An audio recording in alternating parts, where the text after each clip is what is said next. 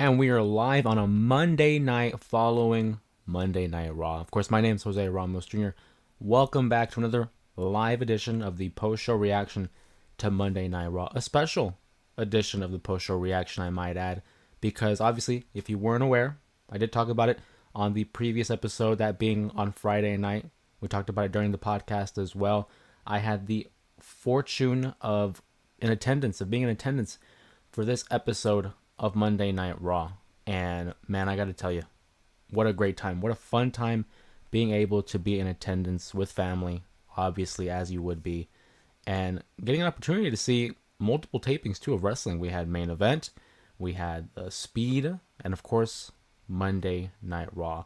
But I'll go ahead and talk about my experiences involving main event and Speed in a little bit here.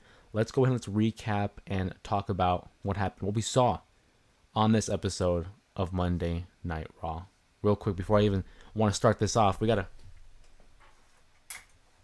make sure we're live and on air, make sure we're good to go. Where do we start? Well, let's start at the beginning, right? Damian Priest and Gunther, obviously we know, are on a collision course here for the World Heavyweight title match at Survivor Series War Games. Now, it's not going to be in a War Games matchup, but it certainly will be at the Survivor Series for the World Heavyweight Championship. Let's go and let's turn on the chat here, as we already have one here by SamFran5 saying, I love tables. I love tables too, especially when they go through the tables. Priest, he's already know where I'm going with this, obviously. He's talking about the tables. Priest and Gunther having a great opportunity here to live up to the expectations and even deliver a better matchup that they did at SummerSlam. We know that it ended with a interference by Finn Balor, who's having his own issues in the Judgment Day as of right now. But Damian really being pushed strongly here. I mean, like, we look at the growth of Damian Priest from his time as, the little bit of good and evil when he was, early on in the main roster as the United States champion, to being a key fixture of the Judgment Day, and now a top babyface on Monday Night Raw. Great to see the growth in him. I will say, when it comes to Gunther, he does have a great point. He talks about how Gunther had this killer instinct. He had this aura around him. And it's kind of like Gunther has lost his step. He's lost his focus. And I go back to when it was against Sami Zayn. Sami Zayn was the guy that really introduced that level of doubt in Gunther. Gunther was made to be a irresistible force, to take a phrase from Nia Jax. And since the Sami Zayn rivalry, since that matchup, it hasn't been the same. Gunther, again, has that level of doubt. You look at NXT and NXT UK, and even that Intercontinental Championship title reign, this man, he could not be stopped. Could not be beaten. And now it's like we're not seeing that level of confidence here. Gunther has a great opportunity here at Survivor Series to lay all that doubt to rest, to show everybody why he's the ring general, why he's the king of the ring, why he's the current reigning and defending World Heavyweight Champion, by laying out Damian Priest. Now, I'm a big fan of Damian Priest. I love what he's doing. I love his work. And I would like to see him win at the Survivor Series. But at the same time, I'm not ready to see Gunther lose the title, because he's only won it at SummerSlam. He's only had it for a few months here. And I think we're still leaving some matches on the table. We still can do a lot more with Gunther. We'll still lead up to a WrestleMania build, perhaps. So, the matchup itself, I don't anticipate a disappointment. At the same time, I'm not expecting a huge grand spectacle. I'm thinking we're going to get a step up here from the SummerSlam matchup between Gunther and Damian Priest. I'm looking forward to it, though. That table spot, just to address SamFran5's comment in the chat here, what a table spot. I mean, we were in attendance, and to see that live, especially in the very first segment of Monday Night Raw, blew my mind. That got me to stand on my feet and give a good old pop there, because you think there's going to be a table spot. It's probably reserved for the main event, maybe in the middle of the show, certainly not to open it. And to see the level of power that was on display when Damian lifted Gunther above his head here for like the razor's edge, tremendous. Really got him over with the crowd, really gets him over in this program. But we're going to see how Gunther comes back, how he fares, because if I'm Gunther and I'm the world's champion, I don't want to be punked out by Damian Priest. I don't want him to have the last say. So you know Gunther's going to come out with a vengeance. He's going to be very upset. Very aggressive is what I'm thinking. I'm thinking the game plan here for Gunther is coming out aggressive. Do not let Damian Priest get any momentum. Don't let the crowd build up momentum for Damian Priest. Gunther needs to go ahead, lay him to waste, and dominate the way that we know Gunther can. But hey, I'm not a coach. I'm certainly not the manager for Gunther. By the way, if you haven't already checked out the J-Area podcast episode where I talk about Paul Heyman, his significance in the wrestling business, as well as what it means to have a great manager in professional wrestling. Obviously, there's a list of legendary managers, whether it be Paul Heyman, Bobby Heenan, Jimmy Hart. Obviously, there's so many classic managers, and I do think it's a dying art. We don't have a lot of managers left in the WWE or in professional wrestling. I think we have an opportunity to reintroduce that level of significance in the role of a manager, and I'm hoping we do. Guys like Paul Heyman, even MVP and All Elite Wrestling, those are some guys that really know what they're doing and understand the business of being a fantastic storyteller through being a fantastic manager. And you want to talk about managers. This next matchup here, the Creed brothers versus the LWOs, Dragon Lee and Rey Mysterio. The Creed brothers are fantastic, as athletes. As heels, I can't stand them. We know the arena booed the holy hell out of the Creed brothers. But you got to give them credit as athletes. And of course, you're going up against the LWOs, Rey Mysterio and Dragon Lee. I mean, all talent, all world talent, all across the board.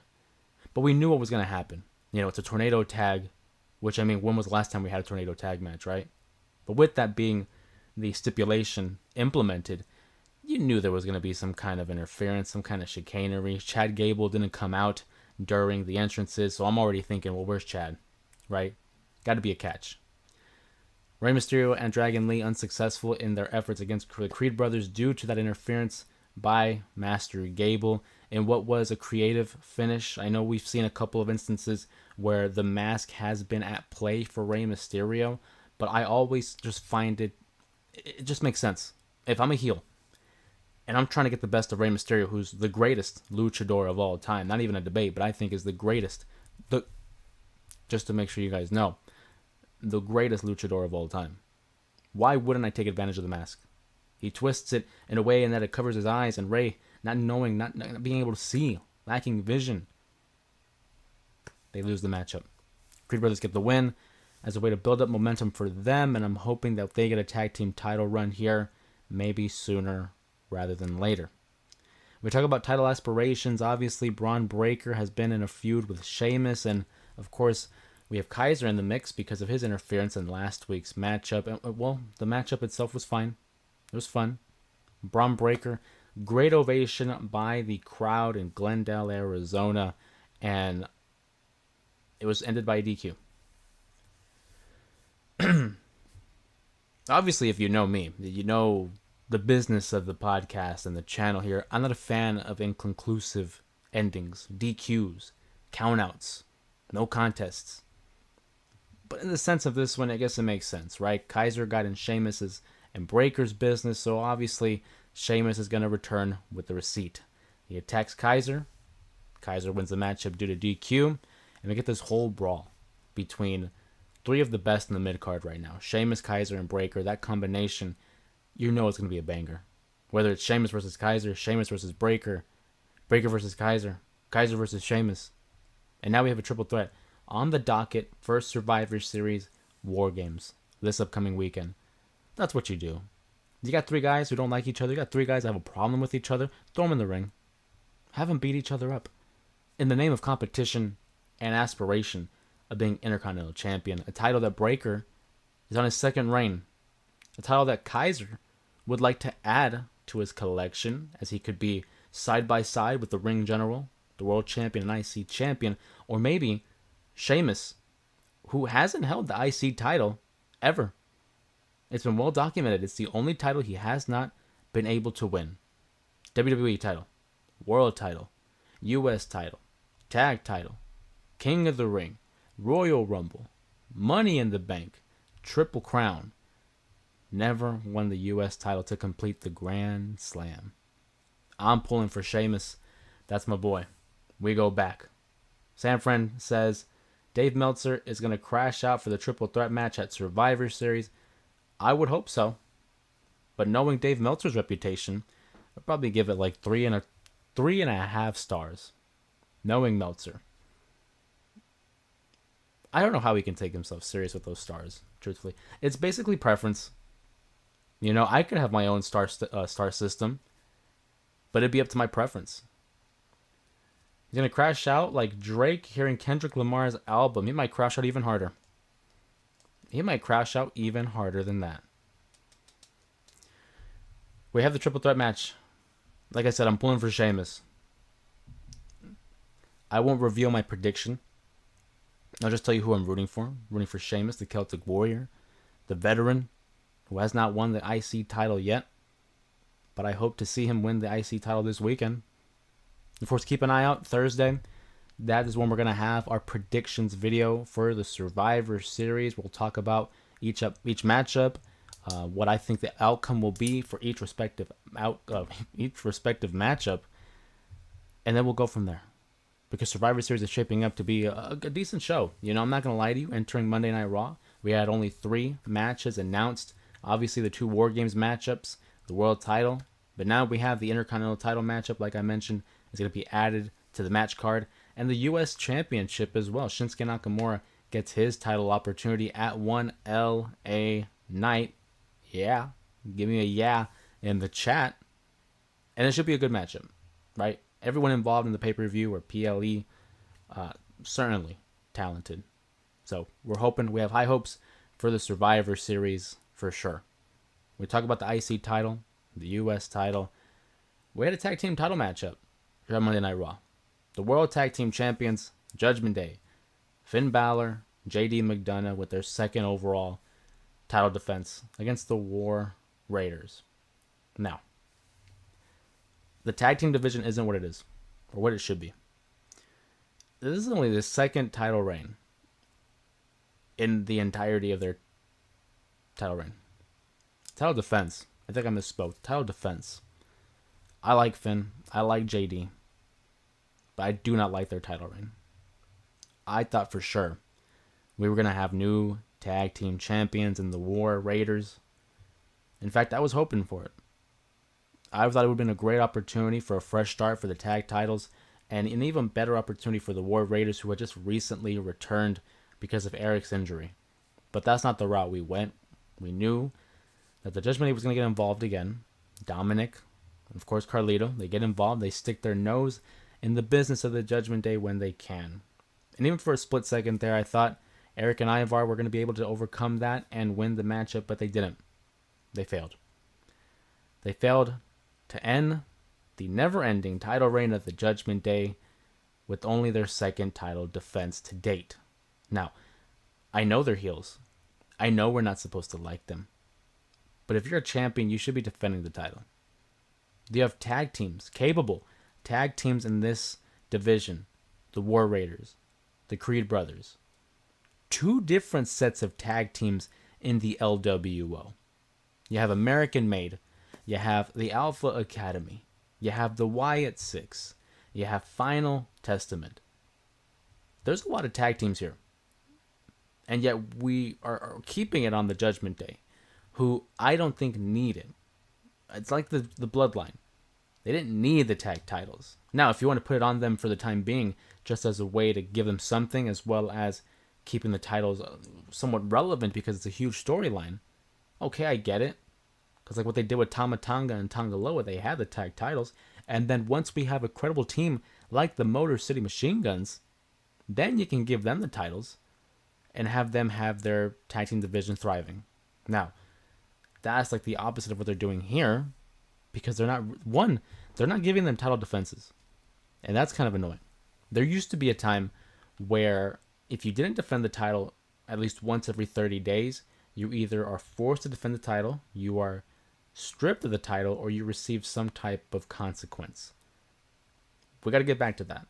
I don't like the fact that we don't see as many title defenses, at least in regards to the tag titles. That's my pet peeve. But I digress. We talk about tag teams. And a tag team that has certainly been in the news lately is the New Day, Kofi Kingston, and Xavier Woods. I talked about their potential split. They've been 10 years as a group with the inclusion of Big E. We're going to get the 10-year anniversary next week on Monday Night Raw. And I got to tell you, part of me was hoping that they wouldn't break up, that they would be able to deal with themselves, that they would work out this business between them. But after what happened on Monday Night Raw, I think it's fairly apparent where we're going. The inevitable, the end for the New Day. It's a shame. It's a team that I was hoping never would break up, but obviously that's not what we're going with here. Kofi and Xavier had a scheduled matchup against Alpha Academy, Otis and Akira Tozawa, who were able to get I don't want to say easy, but get a quick victory over the New Day, an accomplished tag team, multiple tag team champions. And they did it with ease. This is the same group that was getting ridiculed by Chad Gable, that were the laughing stock of the division for a little bit, you know. And they beat the New Day. Xavier and his pride and just his unwillingness to acquiesce to Kofi Kingston is what's gotten the best of him, his ego.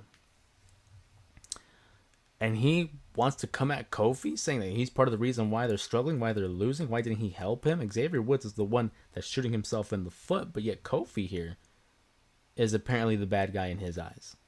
Now, you and I both know that Xavier Woods, I think, is in the wrong. Shout out to Sean. Welcome to the chat. But I don't want to see them break up. I've been a fan of the New Day, for the last 10 years. Obviously, they had a little shaky start, with the whole gimmick change and the crowd wasn't behind them. But they got their footing. They figured it out. And they went on to be one of the greatest tag teams of all time. And to see the exchange between Xavier and Kofi, man, disheartening. It was very disheartening to see. The words that were being shared between the two, Kofi telling Xavier that the reason you never were world champion is because you're not good enough.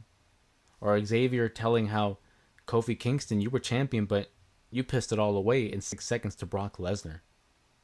Just jab after jab, and I get it. Sometimes friends are going to fight. Have you played WWE 2K24? I have. I do. I used to stream it. I haven't streamed it in a while, but if that's something you guys are interested in, I would love to stream it for you guys. Absolutely. I'm a fan of WWE 2K24. I try to play whenever I can. So, absolutely. Who's your favorite to use in 2K24? I'm curious. And what do you think about the New Day? Because to see them breaking up, not a fan. Is it good content? Sure. I'm going to watch it. You better believe it. And next week's anniversary, I'm thinking Big E appears. I'm thinking he is going to try to play the peacemaker here, peacekeeper, try to keep his boys together. And either one of two things is going to happen. Big E's going to come through and save the New Day, or Xavier Woods is going to be a monster heel and he's going to attack Big E. One of those things is going to happen. String with me, Oos. I'm down. Just let me know time and place. You got the schedule. Let me know. Yeah. But the New Day. New Day's not the only tag team here in WWE on Raw who's having some news about them either. The Final Testament also having their deals with the Wyatt Six. Would be cool. WWE 2K25 featuring TNA Wrestling DLC. I would love it. I'm with you 100%. I hope that WWE... Well, I think it's more of a 2K licensing, maybe. I don't know. I'm not really in depth when it comes to the video game development here, but I would absolutely love to see TNA in 2K25. Maybe 5 to 6 DLC members here. Let's take a break from Monday Night Raw because I'm actually interested in the TNA talk. If they're having a DLC, I'm thinking people like Jordan Grace would be great. Joe Hendry, obviously, for sure. Nick Nemeth, I think, would be a solid pick because obviously Dolph Ziggler has a history with the WWE. That would be 3 right there. The Hardys, I mean, again, they have a history with the WWE. This is me trying to be reasonable when it comes to potential DLC content-wise for 2K25. So I feel like those guys for sure. Wish WWE would do remastered for older games. That would be cool. That would be really cool to see. The issue is, hear me out here. Let's say, Here Comes the Pain, right? Which is regarded as one of the greatest professional wrestling video games of all time. You remaster it. Are we going to remaster the whole thing? Are we going to go back into it and pick people out? Because guys like Brock Lesnar and Chris Benoit, I mean, I doubt that they're going to be playable, right? I'm all for the remastering, but I don't know if there's a reason why they've never done it. They've never done a remaster of these games. So, I don't know. When it comes to 2K25, though, I'm interested in what they do in terms of the the story mode, because we've seen 2K24 obviously with the 40 years of WrestleMania. Before that, we had John Cena. Before that, Rey Mysterio. So I would like to see what they do in the next one coming up. I'd like to hear what you guys think, or what are some potential modes that you would like to see either return or be added to 2K25. But yeah. Final Testament, like I said, they're having their issues with the Wyatt Six. I was a big fan. Any word on Jade Cargill? So, good question. Great question. Jade Cargill obviously got injured, was attacked. Viciously attacked, by the way, and thrown on top of a sedan. Maybe a rental, I'm thinking one of the wrestlers had a rental here. So I'm hoping they have that renter's insurance, because that's going to skyrocket. Jade Cargill out with several injuries, and we don't know when she's going to come back, if she's going to come back in time for WrestleMania. Jade Cargill getting attacked and injured, I think is huge. One, because she's a young star. Jade Cargill has all the makings of a superstar when it comes to WWE. So to see someone like her put on the shelf is devastating. You hate to see it. Let alone she's one half of the tag team champions. Bianca Belair's partner is out of commission indefinitely. We don't know when she's going to come back. And more importantly, we don't know who did it, which I think is going to be a huge story point here moving forward. Who attacked Jade? Leading suspects, I think, Naomi is a theory that's been thrown out there a lot, no matter how much Naomi wants to defend herself. Another one, maybe Bayley. Bayley's a possibility.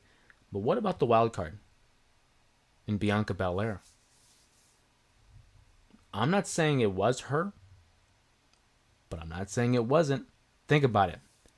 Bianca Belair and Jade Cargill have been tag team champions for a while. She took her under her wing. Jade Cargill maybe developing a little bit of too much attention here by the audience. Maybe Bianca Belair gets a little jealous. Maybe.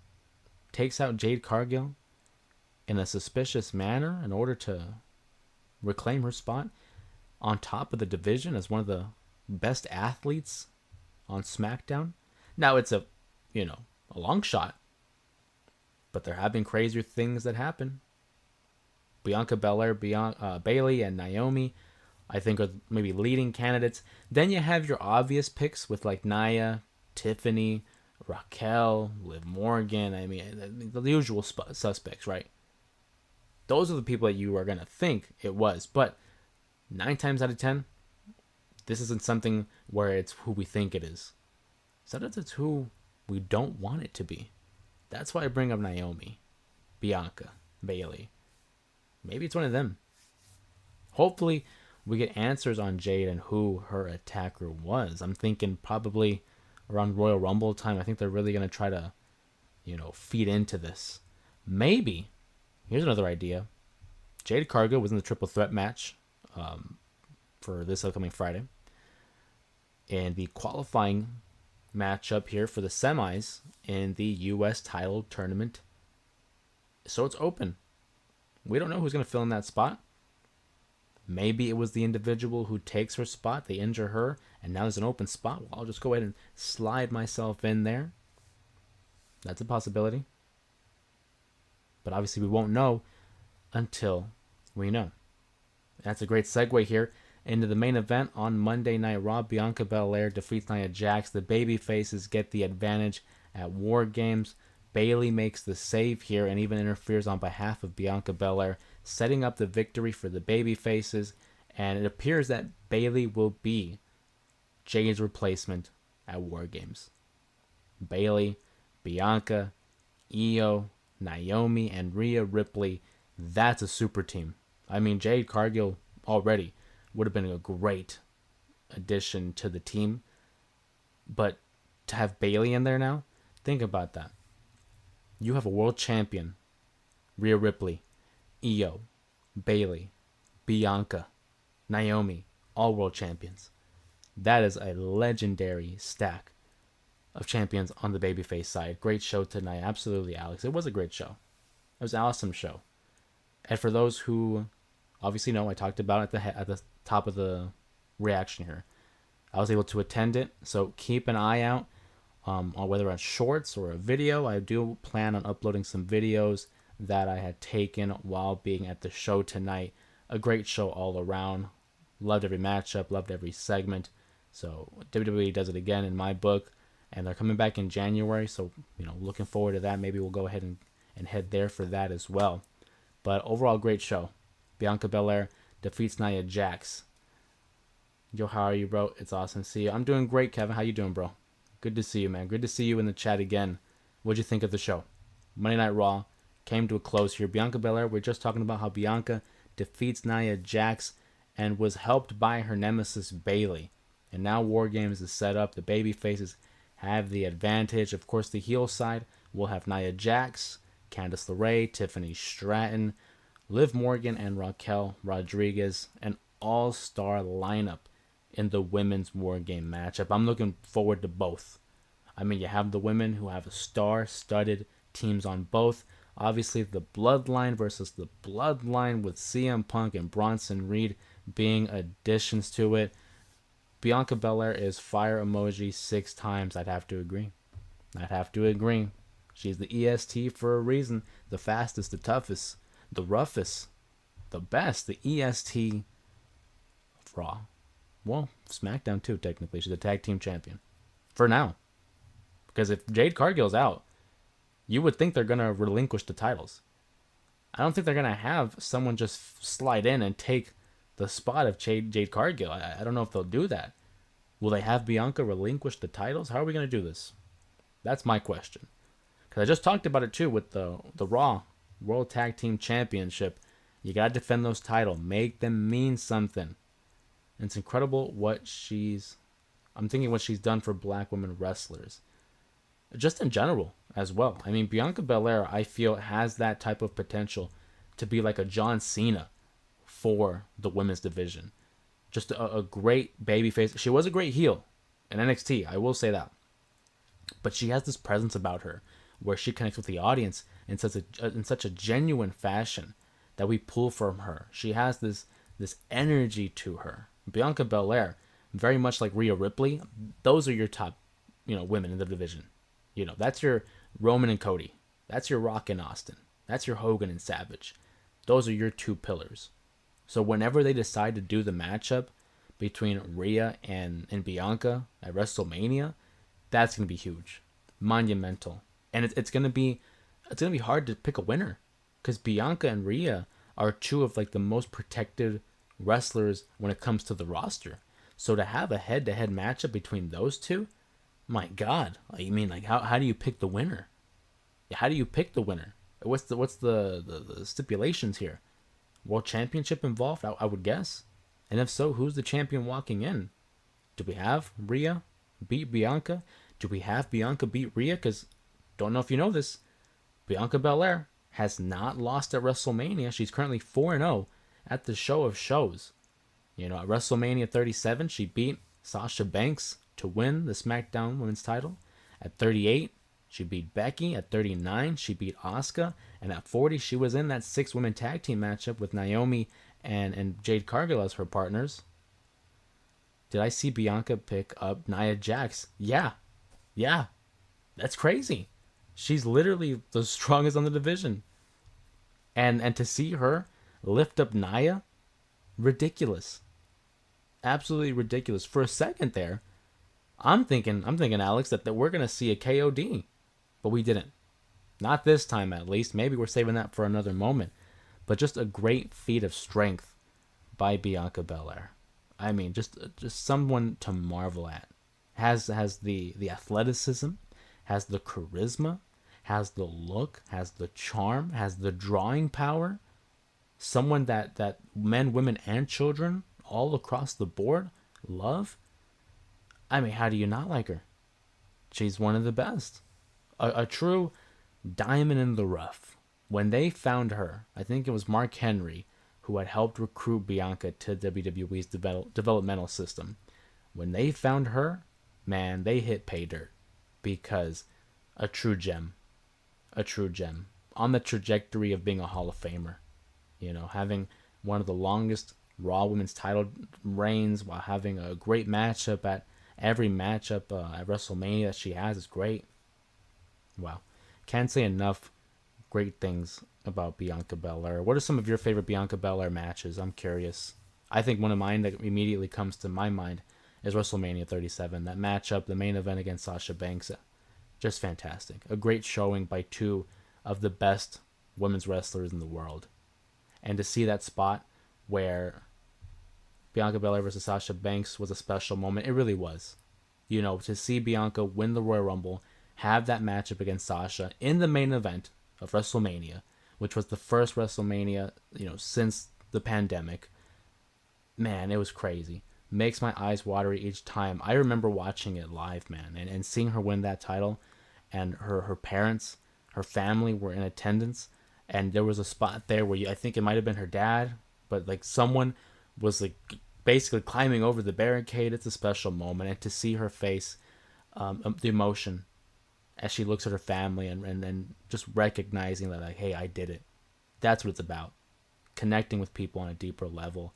And to see her, whether it was winning the Royal Rumble or winning the world title for the women's division, that level of emotion is huge, man. If you connect with people on that type of a deep emotion, you've made it. And shout out to that spot at the end where she has her hair, the braid, and she whips Sasha Banks hard enough to where she's left with the scarring. Wow. I'll never forget hearing the loud noise in which her braid connected against Sasha's torso. What a moment. I think, off the top of my head, that might have been one of my favorite matches at that WrestleMania. Other ones that come to mind was Roman's triple threat against Edge and Daniel Bryan. I think Bad Bunny had a great matchup, but I kind of put an asterisk because it's a celebrity match. But man, crazy. Thoughts on Big Justice and Big Boom appearing on AEW? Dude, great question. Great question, Kevin. I've been following the whole Costco guys videos for like a while, like since they started. It just popped up on my TikTok one day, and I just thought it was funny. And there were times where I'm like, okay, this is cool. It's a father and son. Like, that's awesome. And then the more I saw it, I'm like, damn, these guys just won't freaking get off of my TikTok. Big Justice for real, living out our dreams. Well, Big Justice, oh man, I gotta give him credit though. Big Justice and Big AJ, they did great. Heading into the AEW thing, real quick, I was like, man, for real, we're gonna give these guys a shout out here on AEW. Like, there's no way. Like, wow, that's what we're doing now. I thought it was dumb. I was like, this is silly, whatever. But I gotta give him credit, man. He gets it. Big AJ and Big Justice, those guys did phenomenal. I'm gonna give them their love. I'm gonna give them their credit. They had fun. They had a great showing. They were over with the crowd. And then apparently, I don't know if you've heard this, but there's reports saying that the Big AJ had a broken foot wrestling his matchup against QT Marshall. I don't know if it was during the match or prior to the match, but for him to finish the matchup with a broken foot, big ups to him. And keeping it hush, he said. Apparently he kept it quiet. One, that's dangerous as hell because, I mean, you broke your foot already. God forbid something else happens. But the show must go on. A true professional. And I would have never guessed that he had a broken foot. And then he had a moment there in the post pay-per-view media scrum, and he's still dealing with that broken foot. It's crazy, honestly. If you would have told me that that match would have been as good it was, or as I would be this happy for them, man, I would have thought you were crazy. But and then he doesn't rule out another match. He says if they want another match, he'll do another match, and good for him. You know, Big Justice and Big Boom AJ, crazy, crazy. What are some of your guys' favorites? Celebrity involvements, whether it's a match, a moment. Celebrities have been a huge part of wrestling, especially going back to the 80s with the Rock and Wrestling connection leading up to WrestleMania 1. So a lot of room for celebrities. Personal favorites, ones that stick out for you guys. I know for me, I mean, the Bad Bunny one was great because I think it's one of the best matches that we got from a celebrity. I think other one, Mike Tyson knocking out Shawn at WrestleMania 14 immediately comes to mind as well. Plenty of room to discuss celebrities in pro wrestling. I'm a little partial to the Cyndi Lauper involvement during the WrestleMania build because her stuff with Captain Lou Albano, Wendy Richter, and just the Roddy Piper, because Roddy Piper kicks her in the head at one point, really gaining heat for Roddy Piper there. Plus, I mean, the music helps. I'm a fan of Cyndi Lauper, so I'm a little partial to that. But I would love to hear your guys' favorites in terms of moments with celebrities or celebrity matches. Some of your favorites, some of the worst. I mean, whatever. Whatever you guys want to talk about. It's been something that professional wrestling has certainly been very open to, and that's having outsiders, whether it's a celebrity or the athletes as well. Guys like Shaq have had plenty of wrestling matches. He had one against Cody Rhodes in a mixed tag match in AEW. We know his run-ins with the Big Show, obviously. A lot to digest there. I'm gonna take a quick drink of water. Stay hydrated.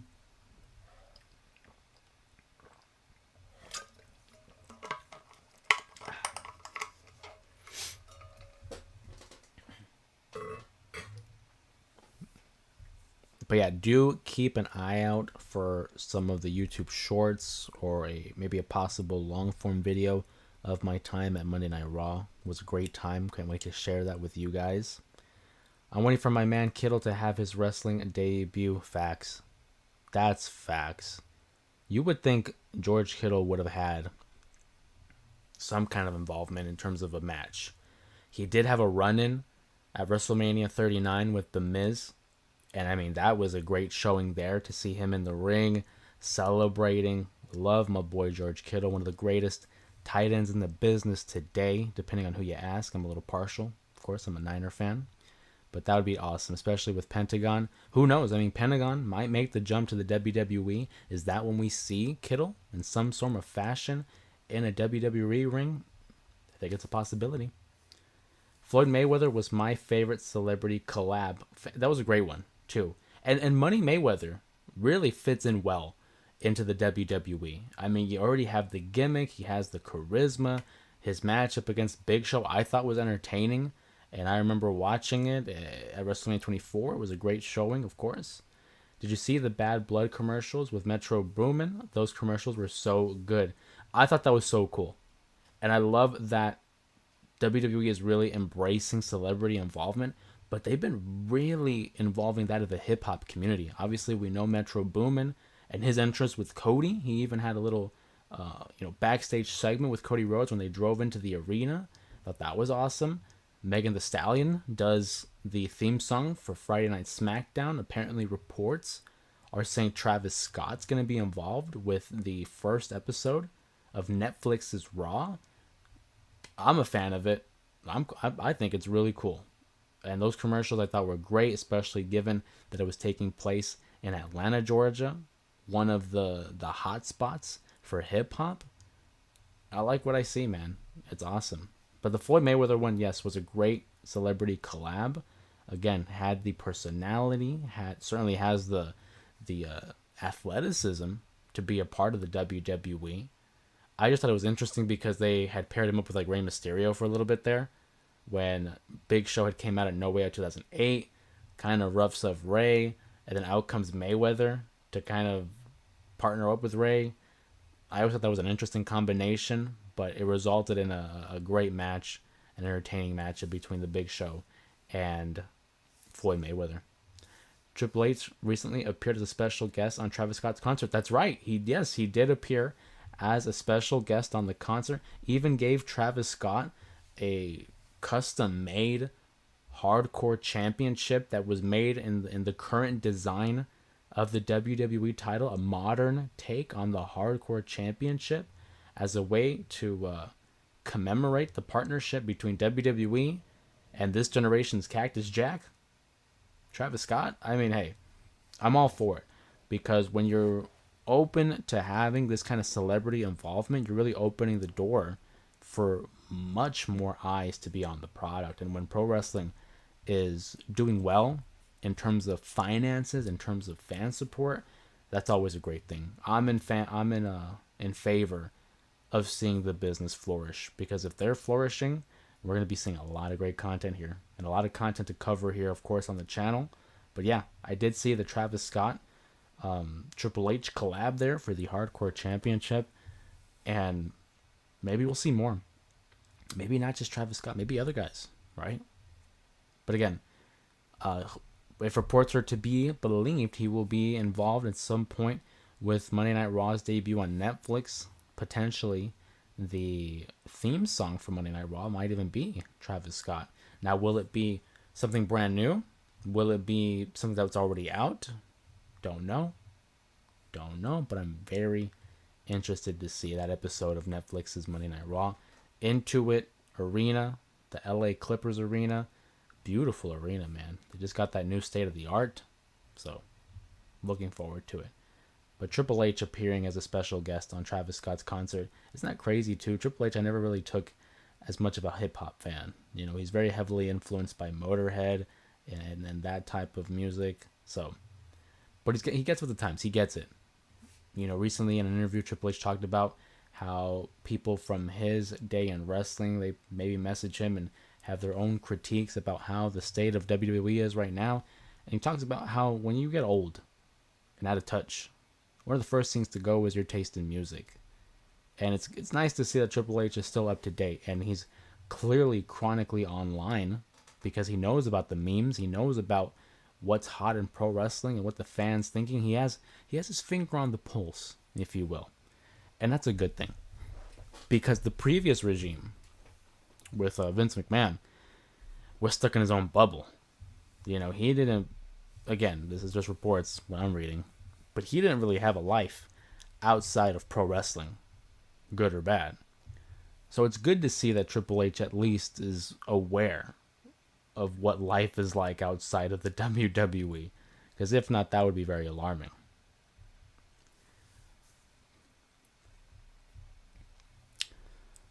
So yeah, Survivor Series this upcoming weekend.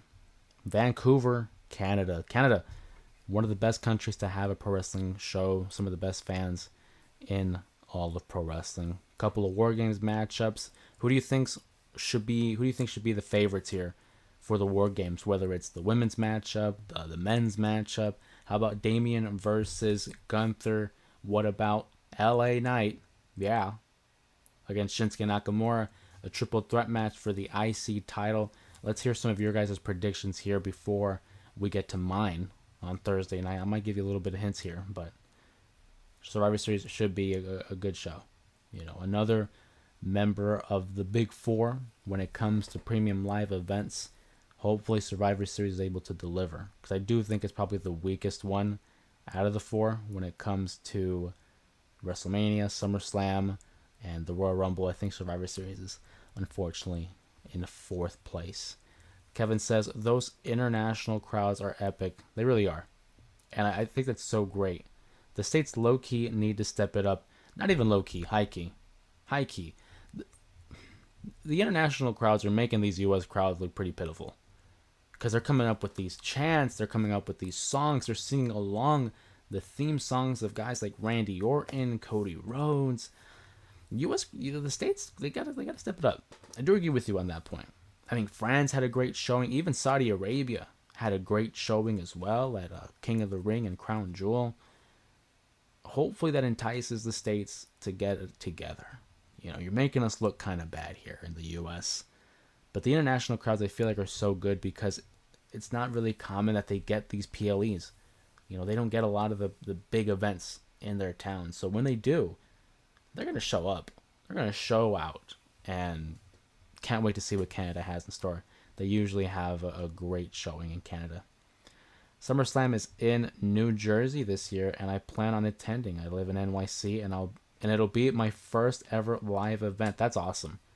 That's awesome. Great for you. I'm happy for you, Kevin. I hope you enjoy SummerSlam.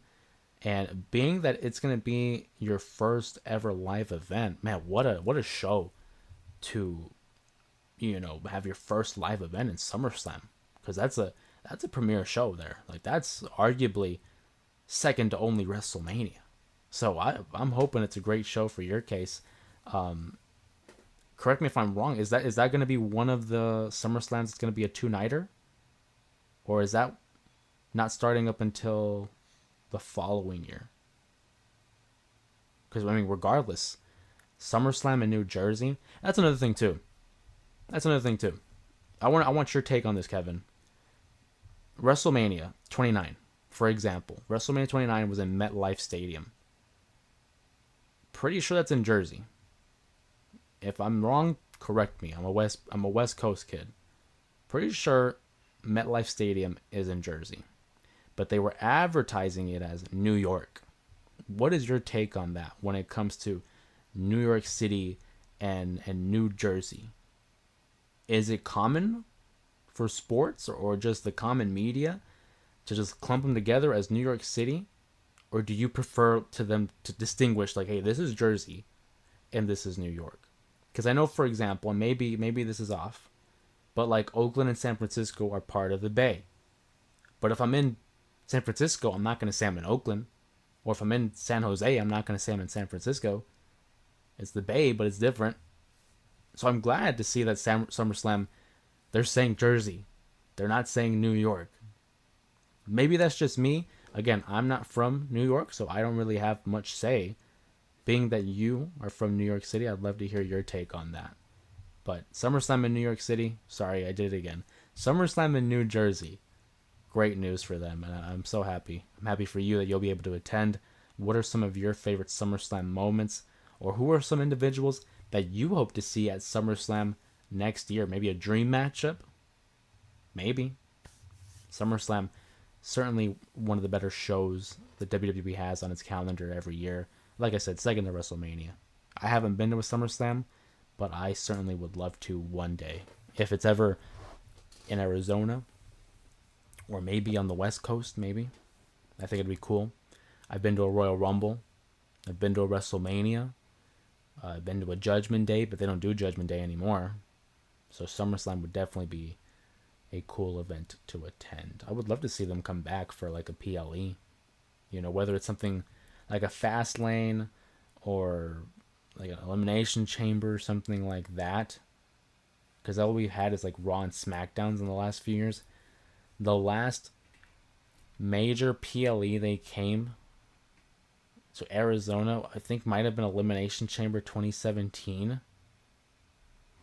No, I'm lying. It was Royal Rumble 2019 because we attended that.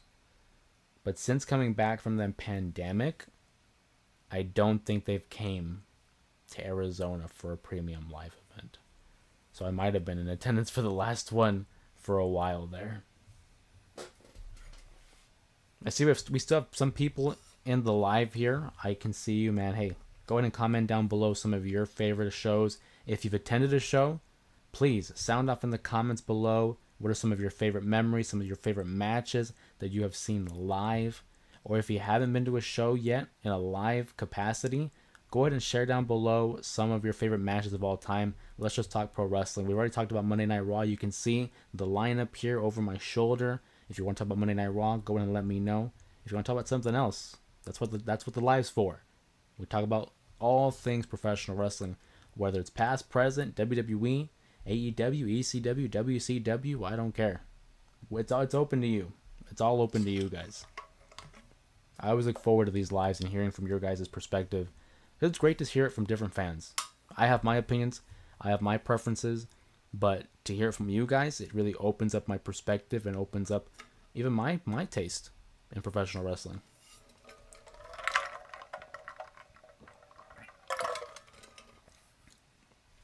I do think it's important to have a wide taste in professional wrestling, or anything for that matter. You see, there's a saying.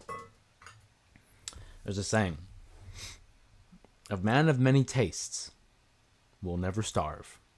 So if you're a fan of multiple genres of music, of movies, books, wrestling, whatever, you'll never go hungry because you have all these different tastes. So there are some days where I'm like, hey, I want to throw on ECW. I want to watch WCW, AEW, WWE, maybe some of WCCW. I don't know. Ring of Honor. There's a lot. TNA. There's a lot. There's something for everybody. And even if you're not a fan of something, there is something for everybody. Alex says, never been to a show yet. Hopefully soon. Hopefully. Because it's a great experience. You know, it's one thing to watch it on TV, which I think is fun already. You know, you're in the comfort of your home or wherever you're watching. You have your snacks, you have your drinks, maybe have a couple of friends or family around. Or you just watch the show as if it's like a sporting event, right? It's a great time. But it's different to be live because now you're in an arena or a stadium filled with people who enjoy the same thing as you. The environment, the atmosphere is at an all-time high. When people are happy, they're cheering. When they're mad at the heel, they're booing. And you're all on the same page, and you're just trying to enjoy the show. And to see them live is totally different, man.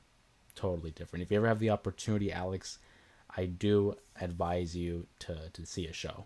Maybe one day. Whether it's a Raw, SmackDown, NXT, PLE, I mean, whatever it is. At least once. At least once, just to say you've been there. And then who knows, maybe history will be made. Maybe something historic. Because usually, when we attend a show, something big happens. I mean, we went to Judgment Day 2006. Booker T was named King of the Ring. WrestleMania 26. Shawn retired. Were you on TV this time? I was. Actually, I was on TV a couple of times. Keep a lookout throughout this week. I'll probably upload a YouTube short of some of the instances that we were on TV. I am also in the process of working maybe like on a short vlog type of video where I talk about the experience we had at Monday Night Raw, show some clips of the matches that we saw. But yes, if you have ability to DVR, or YouTube TV, whatever you watch, because I don't think they put it on YouTube, but there is a spot during the JD McDonough and Finn Balor match. They're fighting the War Raiders. And during the entrances, when JD McDonough and Finn Balor, they're looking at the camera, like how I'm looking at you. And over JD's shoulder, like in this area, you can see me. I'm still wearing the clothes that I was wearing at the show. I had a white Rey Mysterio shirt. I have my black hat, my trademark black hat. I do have a picture, but it might not be the best quality, obviously, because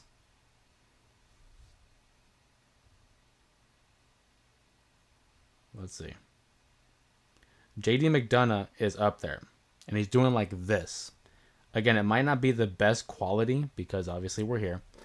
Let's see. And because of the glare, you can see me up here. White shirt, black hat.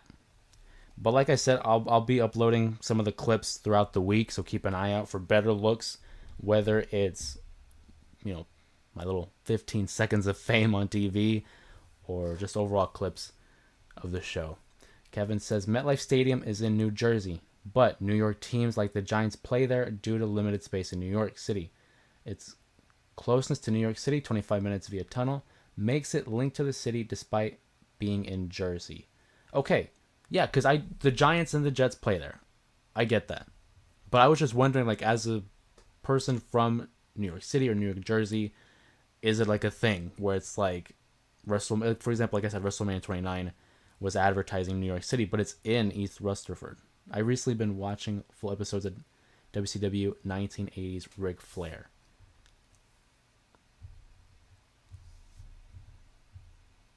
I don't shake my head out of like negativity. I just shake my head because I'm like, man, Ric Flair in the 80s was something else. One of the greatest of all time. Thank you for getting back to me too, Kevin, about the whole MetLife Stadium. I didn't realize it was 25 minutes away via tunnel. That is pretty close. Like that's crazy close to think of the difference there. So thank you for getting back to me on that. As for the Ric Flair in WCW 80s, Ric Flair was on another level in comparison to his peers. That's why he's a nature boy. That's why he's one of the greatest of all time. 16-time world champion, depending on who you ask. Because I know there's some record butts that would have you to believe he's 18 times. But again, it's depending on who you ask. Ric Flair is certainly one of the greatest. What's some of your favorite Ric Flair matches or storylines or rivalries? Ric Flair's matchups with Ricky Steamboat, for sure. Like a Clash at the Champions. Crazy. His matchups there were great. I liked his stuff with Savage early on, like in 92. Liked his stuff there. Obviously, he's had great matches against like the likes of Dusty Rhodes. You know, if I had to fast forward to my time, because obviously I wasn't around for the Dusty Rhodes and Ricky Steamboat matches, but I mean Shawn Michaels. Shawn Michaels is great. You know, his match at WrestleMania 24. He's not a character. That's really his authentic self. Facts. It's one of those things where is it life imitating art or art imitating life? Did he maybe create the gimmick and just absorbed it and became Ric Flair? Or was he always Ric Flair? I'd like to agree that yes, he is Ric Flair. That's his authentic self. I think some of the best characters, because they've said it, is when you are yourself and it's turned up to an 11, where you turn up the volume. And Ric Flair certainly lives the gimmick of the Nature Boy, Ric Flair. So, very, very difficult to separate the man from the gimmick because, like you said, that's just who he is. That's just who Ric Flair is. One of the great, and not only that, the charisma. You know, like he knows he's that damn good. You know, the limousine riding, jet flying, kiss stealing, wheeling dealing, son of a gun, Ric Flair. Dusty Rhodes' Hard Times promo deserves to be in a museum. Facts. Kevin, you're speaking my language here. Dusty Rhodes, not just the Hard Times promo. I mean, like, this guy just knew how to connect with people. The American Dream. He connected with so many people on so many different levels, but that Hard Times promo, talking about the gold watch, talking about a computer taking your job, daddy. Like, that's real. That's real when people are laid off and they have hard times and they're trying to climb back up. They're trying to seize the glory of the old days. They want to put forth the best effort. Just be the best version of themselves. And hard times come over. And you got to overcome them. Dusty Rhodes, the American Dream. Rest in peace. Don't ignore the fact that we don't know who blew up Vince McMahon's limo. We'll never find out. We'll never find out who blew up his limo. But I think the story goes, Vince was supposed to have that death angle in 2007. We know they cut the angle because of the Benoit tragedy. I think the storyline was supposed to be his brother Roderick McMahon shows up on TV talking about his brother Vince's death via limo explosion. And this would have led to the whole, who gets the company? Roderick McMahon, Shane, Stephanie, or the illegitimate child that I think was supposed to be Mr. Kennedy. Remember Mr. Kennedy? But then the whole Benoit thing came in, unfortunately, the Benoit tragedy. And that threw a wrench in the plans.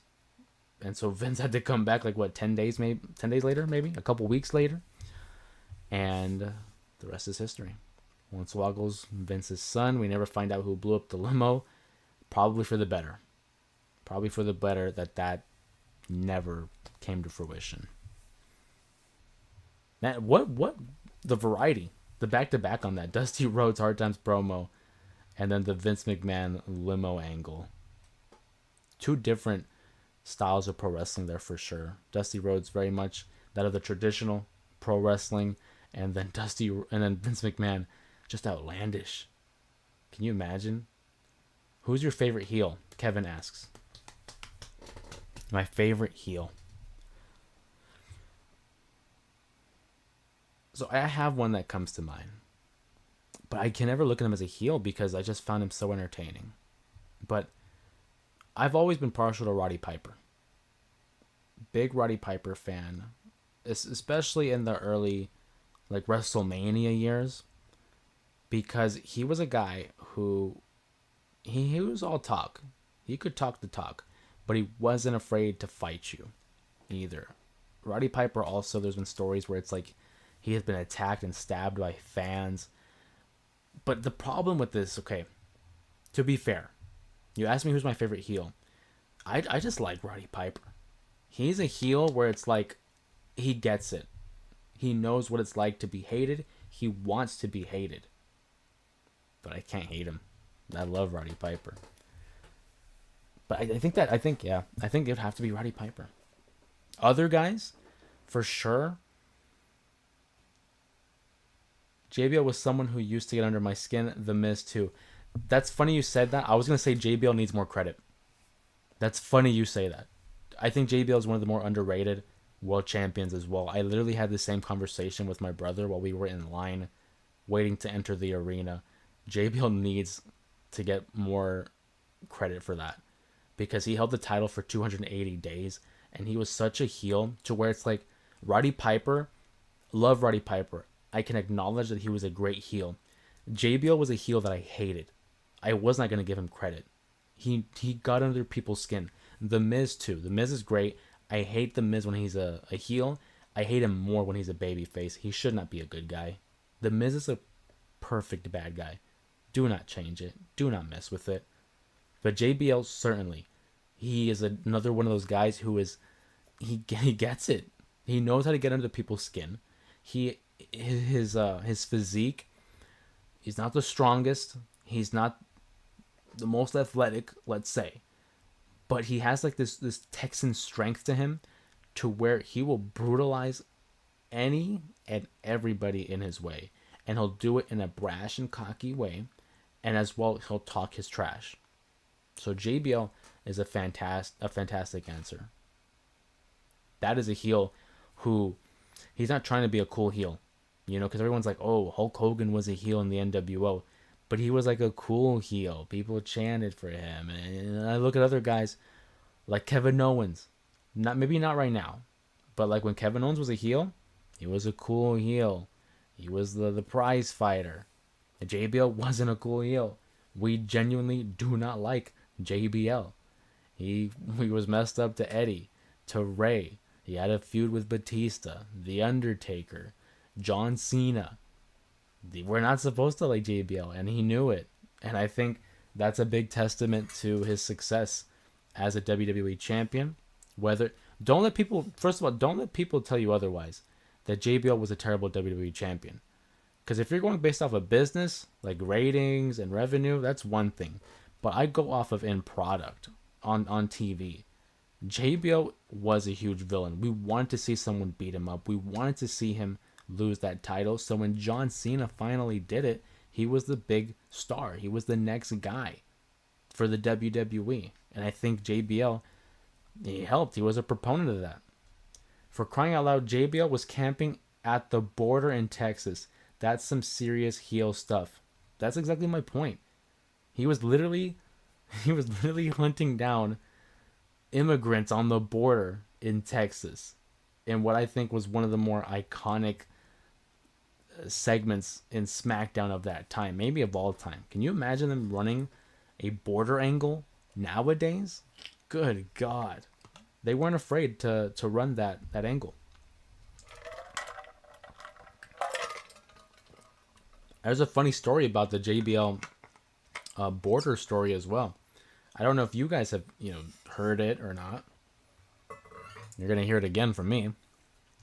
But apparently JBL and Bruce Pritchard, and let me fix the focus here, that Bruce Pritchard and JBL had traveled to Texas to film that segment where he's hunting down immigrants on the border, and they're trying to get to I believe it was JBL's father's ranch or something. Like, it was one of their properties, and they go to the wrong location, the wrong address, and so they're at another guy's farm slash ranch, and he doesn't recognize JBL. He doesn't recognize this random TV crew filming in the middle of the night, causing a ruckus, hunting down immigrants. So he pulls out a shotgun and lays it like on his lap, again, intimidating them to the point where he's threatening to shoot them. And JBL and them are like, oh my God, like, we're not trying to get shot for filming this, until JBL talks to the guy and he says, what's your name? It's John Layfield. And he said, you wouldn't happen to know, Mr. Layfield. I don't know what his dad's name is, but he talked about his dad, and John Layfield said, that's my dad. And he knew JBL's dad, and because JBL's dad was, I guess, good people, he didn't shoot him. But isn't that crazy to think that JBL and Bruce Pritchard and whoever was involved with that segment could have got shot by some guy in Texas? But thankfully their dad knew. What's the craziest angle or segment in your opinion besides Katie Vick? Well, Katie Vick is the answer. I don't know how you beat Katie Vick, but you're telling me I can't pick Katie Vick? Okay, to answer your question, maybe the Muhammad Hassan stuff in 2005, post 9/11, and seeing him come out with like his followers and like lifting the Undertaker, and there was a spot where they had like the like piano wire, and they choked that Undertaker. That, I think, is some next level, like, crazy stuff, especially in a world that was only 4 years removed from 9/11. That, I think, is up there for like a modern take. I mean, Undertaker's crucifixion of Stone Cold, I think that might have probably upset a lot of people. But I think some of the craziest angles are sometimes the most interesting. I think Muhammad Hassan for sure is one that pops up. Maybe the angle between Kane and Lita, where Lita has Kane's baby, and then Gene Snitsky's involved, and that leads to Lita not being able to see her pregnancy all the way through, and eventually Gene Snitsky has a baby doll and proceeds to punt the baby. That might be up there. Kevin says Randy Orton from 2009 to 2011 looked slimmer and leaner, while in 2004 he seemed bulkier and more muscular. Am I wrong to say this? My friend and I were talking about this, and he said I was wrong. No, I don't think so. I mean, because I don't know if bulkier is the word I would use, but yeah, muscular for sure. That Legend Killer years, yes. When he shaved his head, I think certainly from like 2008 to 2010, when he had that head shaved, he was a lot slimmer, and he kind of resembled that of like a viper. He looks snake-like. The way his neck kind of hunched, and his mannerisms and the way he moved, he resembled that of like a serpent, of like a snake. So I don't think you're wrong there. Have you ever seen that segment of Mae Young and Mark Henry? Vince is sick. Yeah. Unfortunately, I have, Kevin. The Mae Young and Mark Henry stuff is crazy to think about. What they were able to get away with in the Attitude Era. And that even brings me to another moment that I think is up there in terms of the craziest angles. Mae Young giving birth to a hand. That, I think, is certainly up there. I wouldn't put it up there with like sick. But I do think it's up there with like some of the most outlandish and ludicrous storylines I've ever seen in pro wrestling. The fact that they gave birth to a hand. A severed hand. And then they doubled down at Raw 1000, 12 years later, 13 years later, and they have Mae Young standing next to a guy dressed up as the hamburger helper hand, and he says, "Hi, I'm Mae Young's son." Some of the stuff that they do, man, is just ridiculous, but I love it. I have a soft spot for it. It's crazy. The Mae Young stuff. How about Mae Young going through a table? Do you guys remember when Bubba Ray Dudley power bombed her through a table off the stage? She was like in her 70s. Give Mae Young her respect for taking that bump. We don't talk about Mae Young enough. Mae Young had great humor. She had great humor. She was great on TV. Insane. It really is insane. It really is. What are some other crazy moments of professional wrestling that happened? I talked about the baby punt by Gene Snitsky. We talked about Katie Vick. She took that table like a champ. Yeah, she really did. She really did. Mae Young was up for it. Mad respect to Mae Young for being able to take those bumps, for being game to take those bumps. But the Attitude Era saw a lot of crazy stuff out there. I loved when she immediately squeezes Bubba's hand to let him know she's okay. Yes. Yes. That's huge. I think there's so much respect, too, between Bubba and Mae Young. Because Bubba, I'm sure, wanted to take care of her in that moment. And I mean, as you would. Why not? But the respect that Mae Young... I'm sure she had respect, right? But to get that bump off... What a legend. The Boogeyman used to give me nightmares, bro. The Boogeyman is underrated, in my opinion. He may not be a great wrestler, and I'm not going to say he's trash, but it's because we don't recognize him for the in-ring stuff. We recognize him for the look. I think you'd be very hard-pressed, to name your favorite Boogeyman matchup, but you never forget the Boogeyman. You know, with the makeup and the way he had out the earthworms, and he would feed them to his opponents. I was like 5 years old and remember he used to give me problems going to sleep. Do you remember, Kevin? It goes back to JBL. And again, if you're in the live, go ahead and comment down below in the chat some of your favorite memories growing up as a pro wrestling fan, or some of the craziest memories as a pro wrestling fan. But do you remember Jillian Hall was the image consultant for JBL in 2006 when he was a US champion, and she had that growth on her cheek. She had this huge growth on her face, and Boogeyman, goes up to her, licks the growth, and then proceeds to bite it off and eat it like it was a sausage patty from McDonald's. That is an image that sticks with me to this day. To see him, he eats earthworms, so yeah, why the hell not eat the growth off of Jillian Hall's face? But that is an image that is haunting, that I will never, ever forget. And he enjoyed it. It must have been a great source of protein for the Boogeyman. Haunting. And I can't believe he comes back every now and then. I think he's probably on a Legends deal, right? The Boogeyman, who was a contestant on, I believe, the 2004 Tough Enough. Crazy to think. Yeah, I remember that. It was crazy. It was crazy. Boogeyman. He also had like this short stint in ECW where he changed.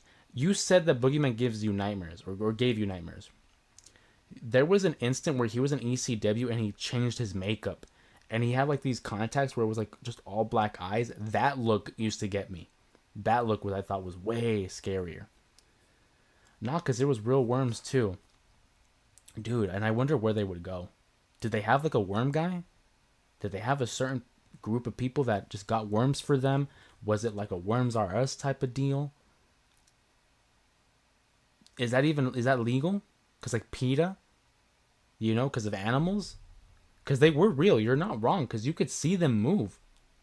Whenever they didn't land in someone's mouth and they were on the ring mat, you could see them move. So, like, I don't know. I wonder what they taste like. Like I don't want to eat them. Plus, trust me, I can go the rest of my life not ever having an earthworm in my mouth.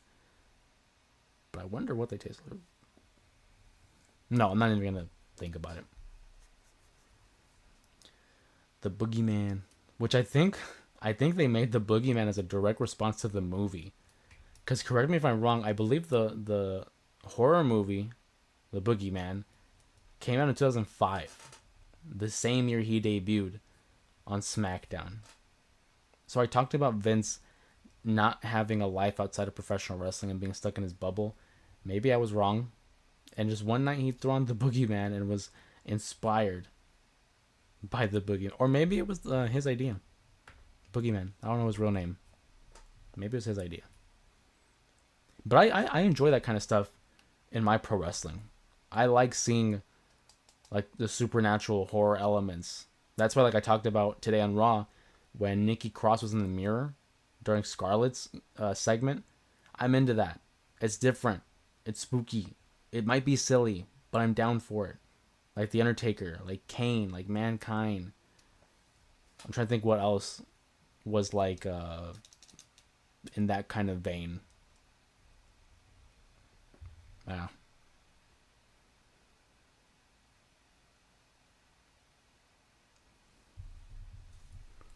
We're still doing good here. Thank you guys for participating in the live and the chat. I always look forward to these conversations.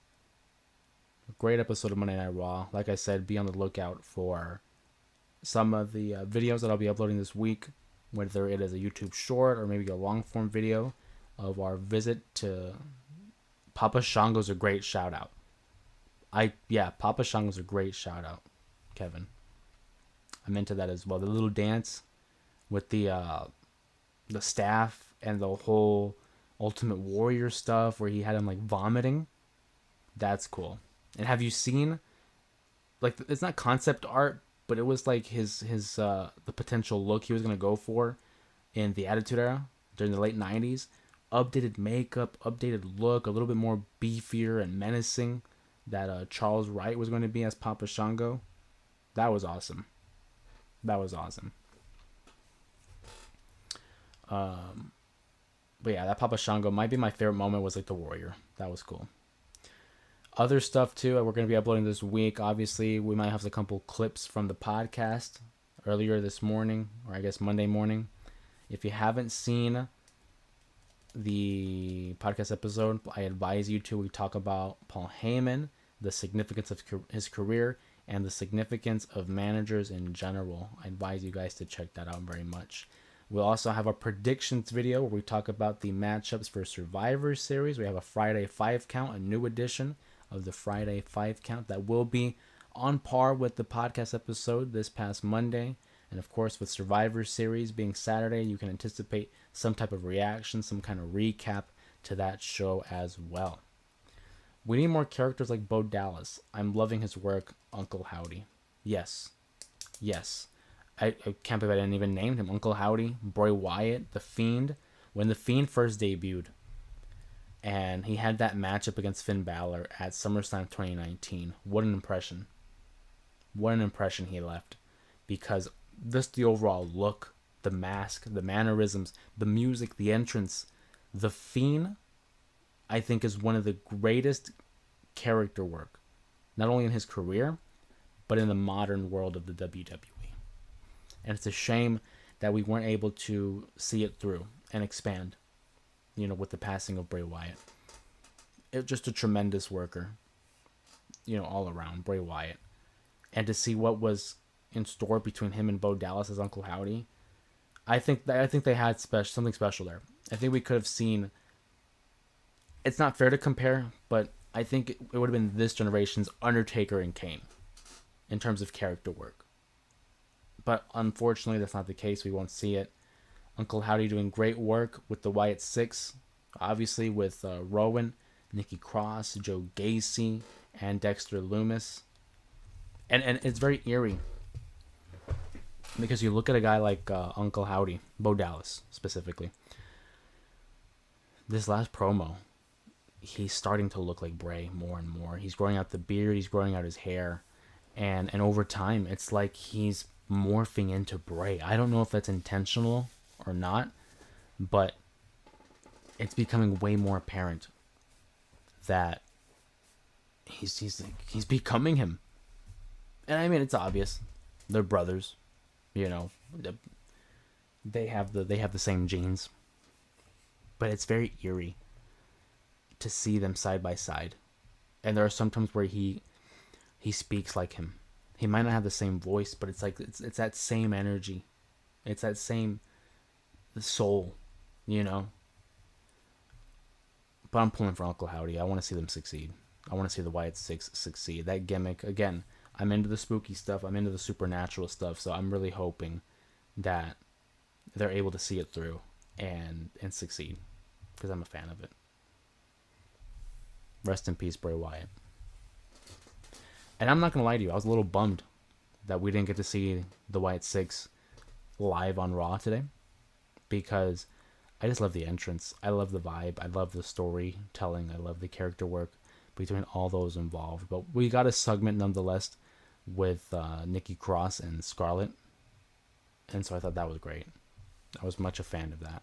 But I'm curious to see where it leads to. I thought for sure we were going to have like a 5 versus 5 type of deal. Might just be a 4 versus 4.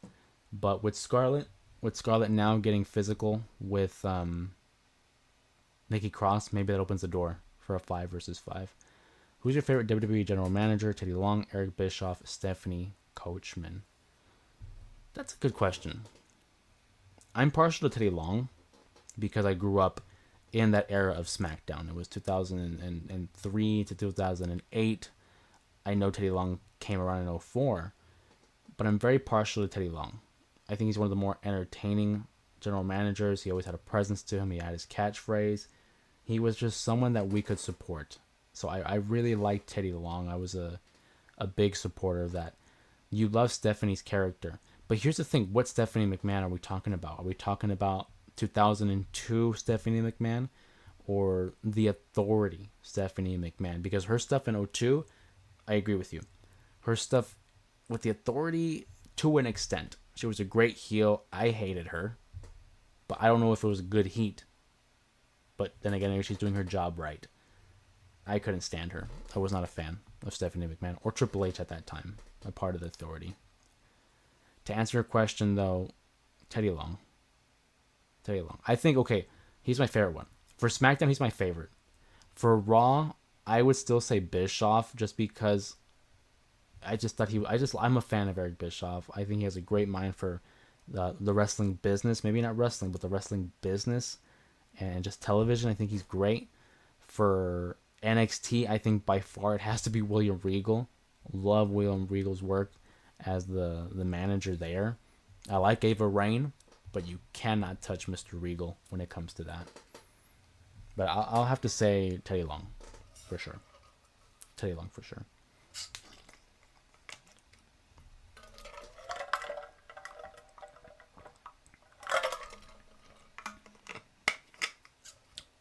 Great questions and great comments here by Kevin. We've had some great participation today. Big shout out, obviously, to Kevin, my boy, SanFran5, my brother. Shout out to him.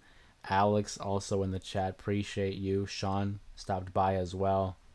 Great comments, great questions. Always look forward to your guys' participation on these live reactions, especially on a Monday night now, obviously, on the West Coast, a Tuesday morning, because we're about 12:30. So we're going to go ahead and start to wrap it up here. Have a couple more minutes on the live. Any last minute questions or comments you guys want to throw my way, I'll be happy to answer and address them. But if not, we'll go and slowly start to call it here. A lot of engagement, a lot of comments, a lot of talks here. So big fan of that, and appreciate you guys stopping by and talking pro wrestling again on a Monday/Tuesday for Monday Night Raw. But like I said, keep an eye out for the YouTube shorts. We're gonna upload another video in regards to our time here on talking about Monday Night Raw. Podcast clips. We're gonna have the predictions video, the Friday 5 count, something about NXT potentially, also SmackDown. I might not be able to do a SmackDown live reaction Friday night. I might have to push that to, Saturday morning, maybe something around between like 10 a.m., 12 p.m., again, West Coast time. But I will certainly update you guys in the community tab as well. So that's when we'll be doing SmackDown. After Survivor Series, I do anticipate doing another sit-down reaction, so look out for that. What's your favorite type of style of wrestling? Technician like Regal, brute force like Lesnar, or high flying like Mysterio? That's good. It depends on my mood, really. Because like we talked about, I have a wide taste in professional wrestling. For the most part, I would say, it's tough because it depends on my mood. For the most part, though, I'm going to give you some names of who are some of my favorites to watch. I would say technician.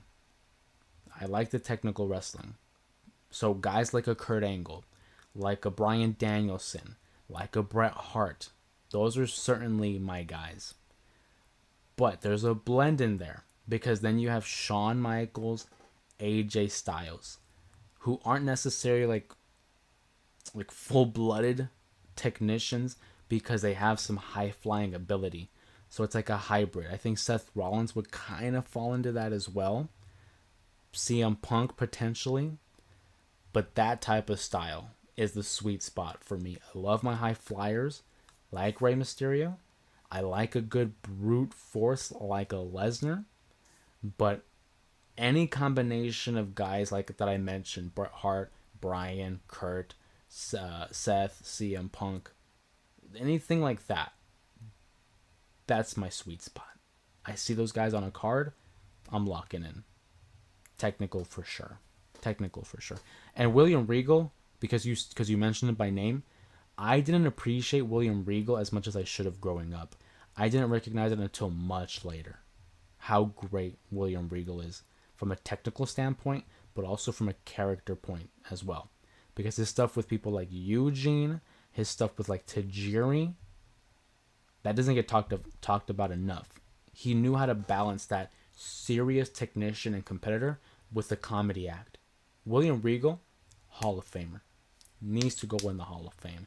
I'm surprised and I'm kind of disappointed he's not in it yet, but he's a guy that should be going in the Hall of Fame. And with that being said, Kevin, thank you so much with that last question. We're going to go and we're going to call it up here. Appreciate your participation as always. Appreciate your comments and your questions. Great questions as always. I expect nothing but the best from you because you constantly have these great questions and comments. So thank you again for participating in today's post-show reaction. It was a Monday Night Raw. Great show as always, per usual. Nothing new. Do I remember the legacy? Ted DiBiase Jr. was impressive back then. Ted DiBiase Jr., I can't say I was a fan. I was always a Cody guy. I thought he was a great heel, though. Shout out to Ted DiBiase Jr. Hopefully he's doing well. Appreciate it again, though, Kevin. Good night, everybody. Thank you for joining me on tonight's post-show reaction. We'll catch you again later on in this week. Keep your eye out for the YouTube shorts, for the other videos. Again, 10 a.m. West Coast time here. Let me know if that time works for you or if you think maybe at noon. I've been thinking about maybe noon, but we'll keep rocking with the 10 a.m. for further notice. And also keep an eye out for any news on the post-show reaction for Friday Night SmackDown. As always, my name is Jose Ramos Jr. Thank you for joining me on this post-show reaction on a Monday night for Raw.